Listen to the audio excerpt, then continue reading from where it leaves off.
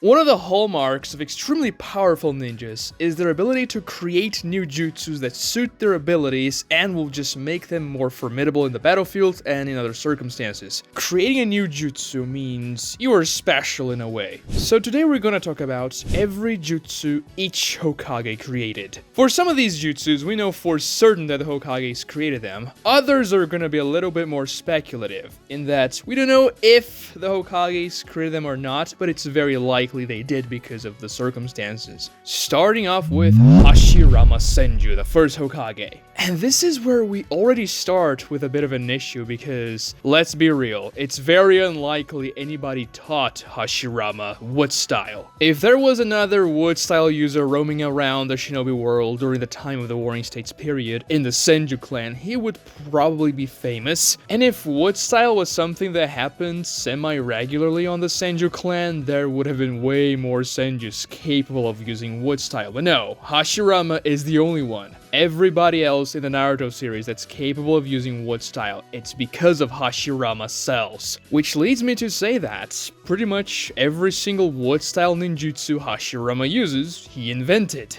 Deep Forest Emergence, the Pollen Jutsu, the Wood Dragon, the Wood Golem, the 1,000-arm Buddha statue which gives the Senju clan's name. Maybe somehow Hashirama got ancient knowledge from a scroll or something, but honestly I find that unlikely. And no, the filler when Ashura uses the 1,000-arm Buddha statue is filler, so it doesn't count. You can also argue that maybe Hashirama just kind of figured those abilities out intuitively because he had the capacity of using them. Kind of like how Obito starts using wood style after he awakens his Mangekyo Sharingan without being taught. So he didn't create the jutsu per se, he was just capable of using it and he started to do it. It didn't really involve this process of trial and error that you have to go through to create a new jutsu. And you can say, yeah, maybe that's because Obito had half a body of Hashirama cells, and obviously that's the reason why he was capable of using the jutsu to begin with, but it also means that Hashirama cells themselves are kinda like automatic wood style release users. You don't have to learn the jutsus, you don't have to develop them, but you can already use wood style to begin with. So in theory, Hashirama himself, which is 100% Hashirama cells, could have been like that. He could have just learned the abilities innately and not really created the jutsus. But even if that's the case, if Hashirama was the first person to ever use those jutsus, that kind of means he created them anyways because he was the first one. And even if he didn't develop the abilities in a painstaking process, he still created them. It was just something innately learned. And everybody else that uses wood style after him kinda does that as well, copying Hashirama's abilities from back in the day. Another jutsu we have no confirmation whether or not Hashirama created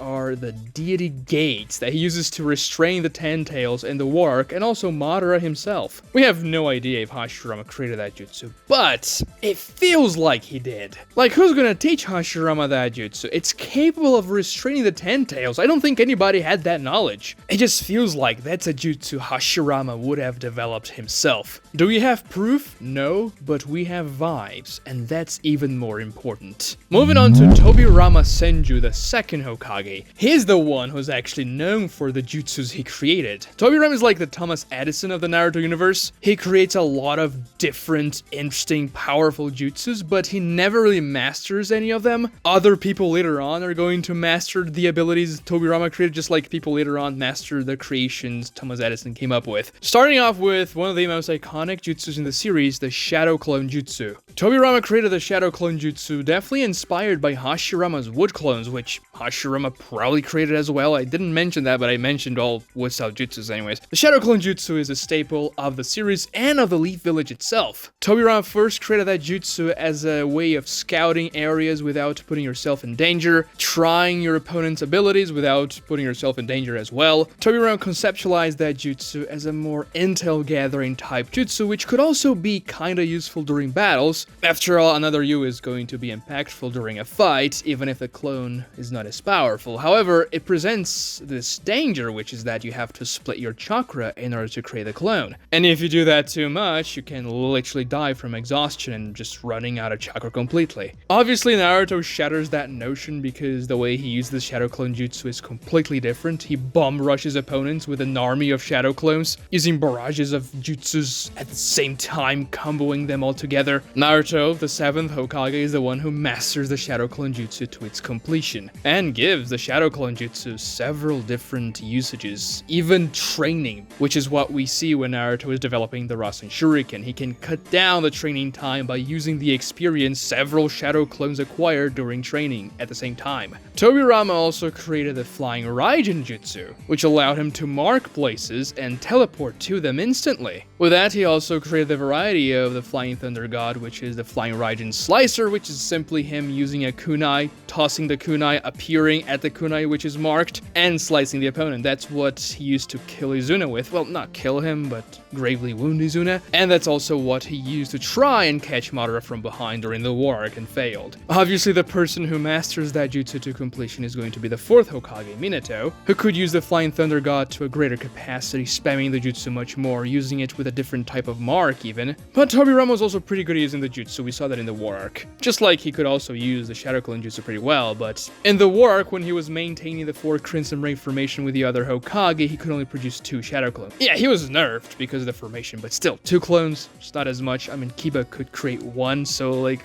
Kiba, the 2nd Hokage, that's a lot of difference. The 3rd major jutsu Tobirama created was the Edo Tensei jutsu, which it wasn't very well developed when Tobirama used it. It was a jutsu supposed to destroy everything in its path with the Edo Tensei bodies. But Tobirama could still bring back people from the dead using the Edo Tensei jutsu and just controlling them as zombies. Orochimaru is the one to develop that jutsu further, giving the Edo Tensei summons power much closer to their original state, making them capable of producing their old ninjutsu, and obviously Kabuto is going to be the one who perfects it, by making the Edo Tensei summons pretty close to their original power, and in some cases even more powerful, like Madara for instance, which is what Kabuto claims he did to Madara, but Edo Hashirama kinda debunks that claim when he says Rin Madara without eyes is starting to regain his former power, meaning his alive version was more powerful than the Edo version Hashirama was fighting just a few minutes prior. This jutsu was probably not his smartest creation, saying that it was very harmful to the Leaf Village in the future and also to the entire Shinobi world. Another jutsu Tobirama created was the Multiplying Explosive Paper Tags, which is a jutsu Tobirama used in conjunction with the Edo Tensei. That's what he used to actually make his Edo Tenseis capable in combat. And he uses that in the war arc against Jubito. Now, the jutsu works like this. The Edo Tensei kind of squirts multiplying paper bombs out of its body until they destroy the target completely. And those are the jutsus we know Tobirama created. Other people say he may have created other jutsus like some water style jutsus and the soul manipulation jutsu, which Dan uses to go to Tsunade, which Tobirama mentioned he could have used when Sasuke was about to die, but we just don't know that for certain. Moving on to Hiruzen Sarutobi, the 3rd Hokage. And for him, I mean, we don't have a lot to go on. It is stated that Hiruzen knows every single jutsu in the Leaf Village. Now, this is definitely a hyperbolic statement. I mean, obviously, Kekkei Genkais are excluded from this statement anyways. Hiruzen does not have the Sharingan or the Byakugan, but also, it's very likely he didn't know every single jutsu every single ninja in the Leaf Village knew. Did Hiruzen know the Flying Raijin, for example? No. Would he know the Akimichi expansion jutsu? That's not a Kekkei Genkai, by the way, it's a hidden jutsu. Would he know the Nara clan shadow jutsu? It's also not a Kekkei Genkai. It's a hidden jutsu. Probably not. Then again, he obviously knew a lot of jutsu, seeing that he knew every single elemental transformation. We see that in action the war arc when he counters the Guru Guru statue with 5 different jutsus from a different elemental transformation each. But in terms of jutsu creation, we just don't know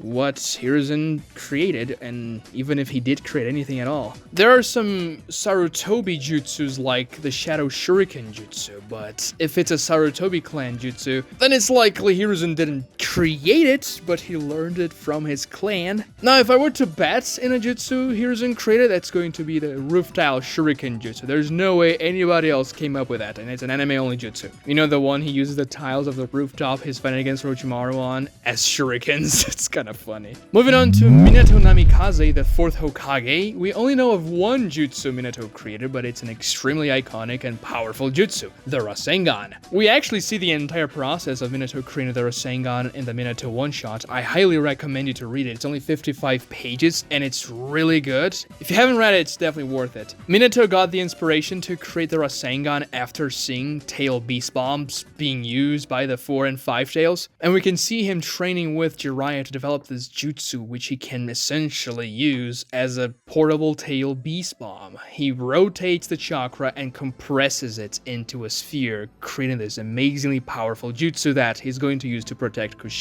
And yeah, in the Minato one-shot, Minato fights against the 9 tails, and his base Rasengan ties with a tail beast bomb from the 9 tails. And yeah, it wasn't a physical fight, it was inside Kushina's inner Jinchuriki realm, but still, it's pretty damn impressive. Moving on to Tsunade Senju, the 5th Hokage. She created a decent amount of jutsu, starting off with the Mitotic Regeneration, a jutsu in which Tsunade stores a large amount of chakra in her forehead seal, and when necessary, she releases that chakra to heal herself of many wounds. She does that when she fights Orochimaru in the 3-way deadlock, and Orochimaru is like stabbing her dozens of times. And also after she gets teleported to the Madara vs 5 Kage fight location. And that's because Mabui's teleportation jutsu can be very harmful to the human body. The Raikage could tank it with his lightning armor, but Tsunade had to heal herself. A similar jutsu, but not quite the same, is the Byakugo seal, which Tsunade also created. It has similar properties to the Mitotic Regeneration, but it's more powerful in its healing capabilities, and Tsunade can keep it activated for much longer. Tsunade also gains more physical power by imbuing her muscles with additional chakra when the chakra from her forehead spreads around her body. Sakura also learns that jutsu, and she can use it to a greater capacity because she can store more chakra due to her not having to use some of the chakra to look younger like Tsunade does, but Tsunade is the original user and the creator of it. Another jutsu Tsunade might have created is the Body Pathway Derangement Jutsu, which is the jutsu she uses on Kabuto when they're having their 1v1 in part 1. Tsunade has to punch the opponent's neck on the back of the neck, and by doing so, she sends this electric current into your body that's going to mess up with your nervous system, and your body is going to move erratically. Commands you send to certain parts of your body are going to be responded by other parts of your body, and so you essentially are unable to move and paralyzed. Kabuto does one of the most impressive things in the whole series, and one of the most underrated intelligence feats when he learns all the combinations of weird body responses, and he starts moving somewhat naturally again by memorizing which parts he should move to move something else. It feels like Tsunade was the one who created this jutsu because it's a very medic ninja-esque jutsu geared for combat, and Tsunade is the best medical ninja in the world, and nobody else ever uses this jutsu again. So yeah, Tsunade could have learned this jutsu from someone else, but the vibes indicate Tsunade created it. Moving on to Kakashi Hatake, the 6th Hokage. Kakashi famously is the ninja who's copied 1,000 jutsus, using his Sharingan and everything, but he is also known for having created one specific, powerful and iconic jutsu, the Chidori/Raikiri, the only jutsu Kakashi originally created.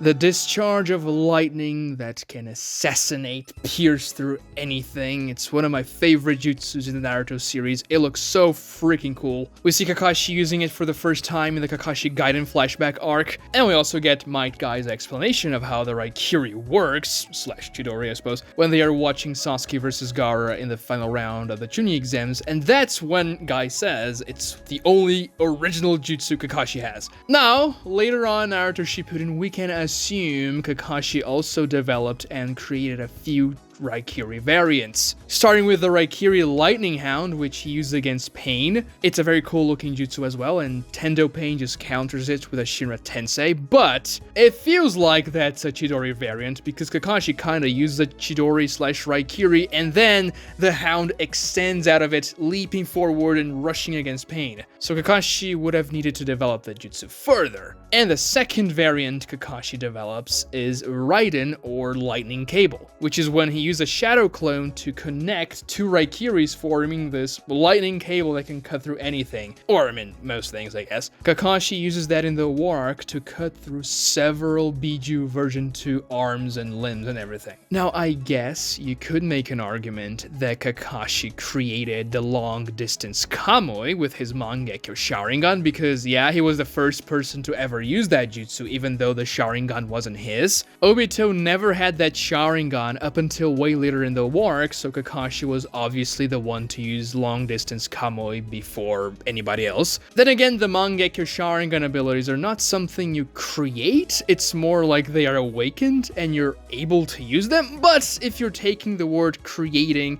as the first person to use something here, then yeah, Kakashi created long-distance Kamui, just like he would have created Kamui Raikiri, another Raikiri variant, and also Kamui Shuriken, which he can use with his perfect Susanoo, launching these weird-looking shurikens that look exactly like the pattern of his Mangekyo Sharingan. Yes, he didn't have to develop those abilities and train for them or anything like it, but he was the first one to ever use them, so he kind of created them, didn't he?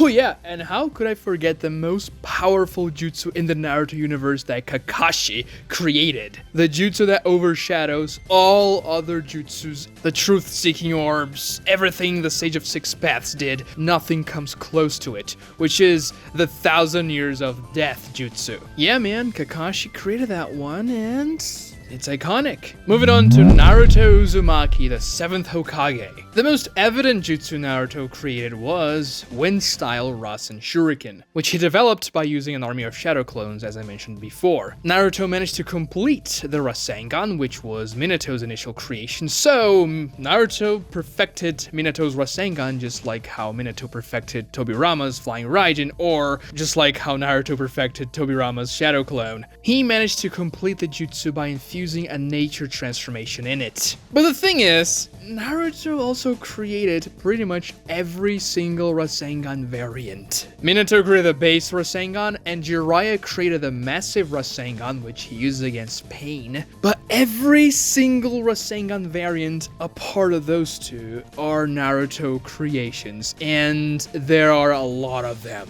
There are a lot of flavors and sizes of Rasengan, a lot of flavors and sizes of Rasenshuriken. When Naruto gets Six Path Sage mode, he can use the Rasenshuriken in all sorts of different element transformations, and even the Rasengan as well. They can use the Bijudama Rasenshuriken. It's crazy. I made a video ranking every variant of the Rasengan if you're interested, and all of them except for base Rasengan and massive Rasengan are Naruto creations. Watch the video showing up on your screen for more cool Naruto content. Please subscribe if you haven't, like the video if you enjoyed it, and don't forget to ring notifications. Like, come on, it takes 2 seconds, and it helps us both. Thanks so much for watching.